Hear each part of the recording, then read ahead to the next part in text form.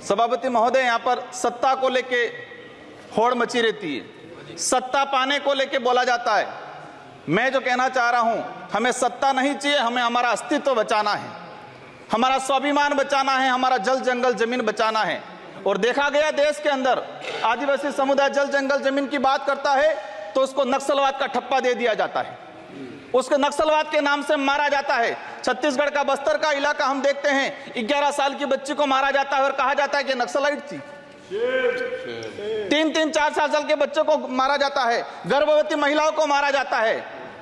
आदिवासियों की, जब भी आदिवासी समुदाय अपने हक अधिकार की बात करता है तो उसको नक्सलाइट का ठप्पा लगाया जाता है।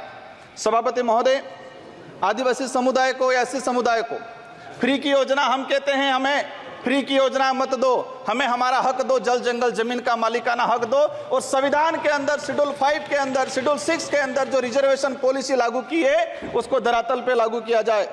माननीय सभापति महोदय, मैंने देखा है भाजपा अलग अलग राज्यों में अलग अलग चीज कहते हैं, कई जगह कहती है बीफ खाओ, कई जगह मत खाओ।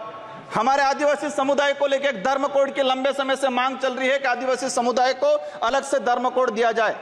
आजादी से पहले 1871 से लगा के 1951 तक अलग जनगणना हुई है।